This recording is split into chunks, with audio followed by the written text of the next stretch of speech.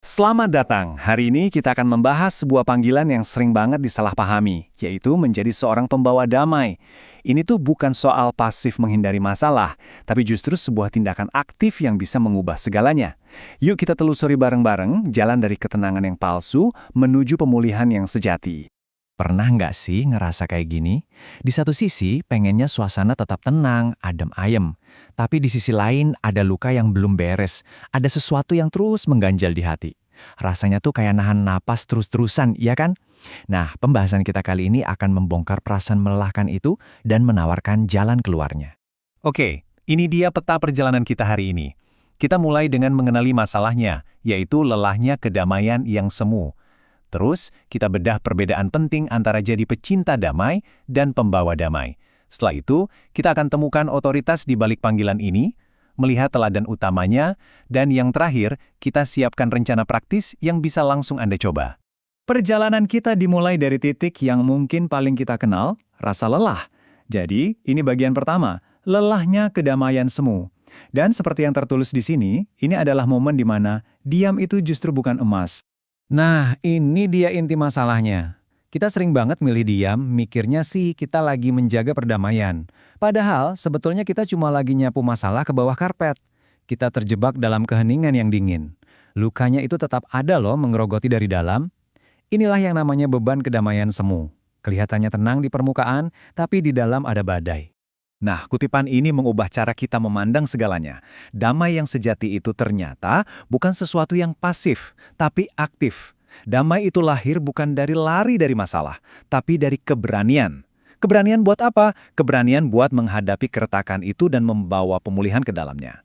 Ini definisi ulang yang luar biasa kuat tentang apa itu damai. Pemahaman baru ini membawa kita ke sebuah perbedaan yang sangat penting. Bagian kedua, pecinta damai versus pembawa damai. Yuk kita bedah apa bedanya? Coba deh perhatikan perbandingan ini. Di satu sisi, ada pecinta damai. Mereka ini pasif, menghindari konflik cuma demi kenyamanan pribadi. Di sisi lain, ada pembawa damai.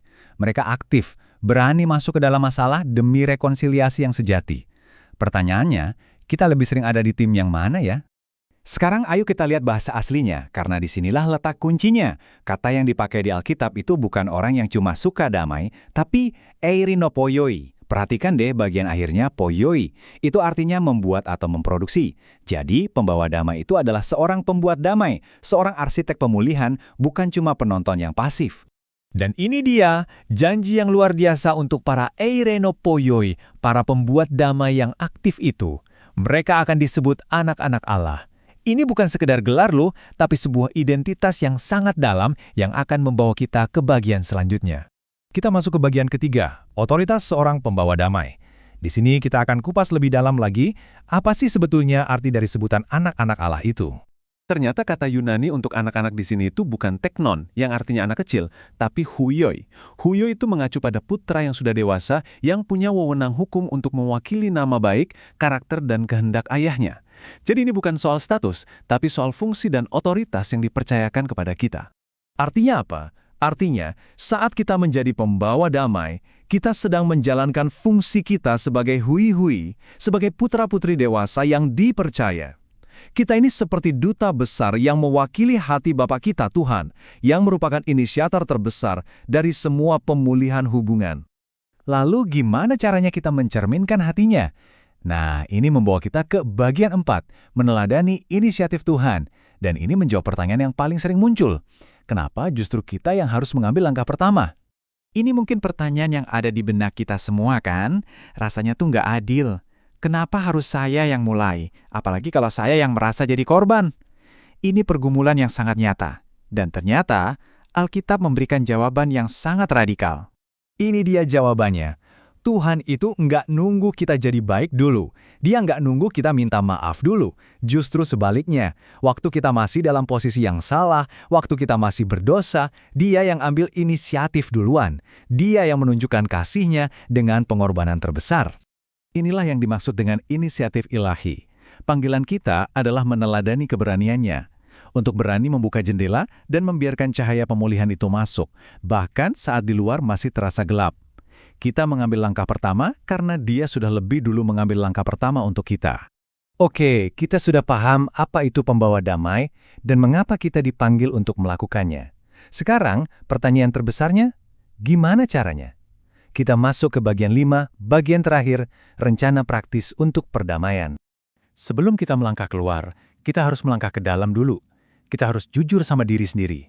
Selama ini kita diam, itu bentuk kebijaksanaan atau sebenarnya senjata untuk menghukum orang lain. Tembok ego yang kita bangun itu harus diruntuhkan dulu. Baru setelah itu kita bisa membangun jembatan. Ini dia rencana aksinya. Ada 4 langkah.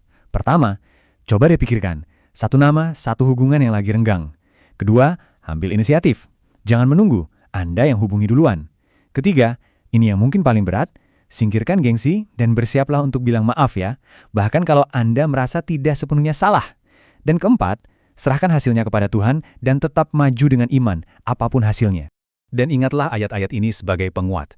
Perhatikan ya, tanggung jawab kita itu sejauh hal itu bergantung padamu.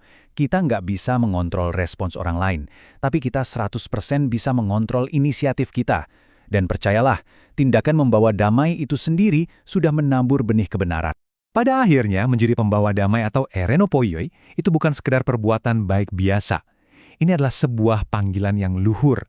Ini cara kita menghidupi identitas kita sebagai huyoi, putra-putri Allah yang dewasa. Dan di tengah dunia yang penuh perpecahan, tindakan ini bisa jadi kesaksian yang paling kuat. Sebagai penutup, saya mau tinggalkan Anda dengan sebuah pertanyaan untuk direnungkan.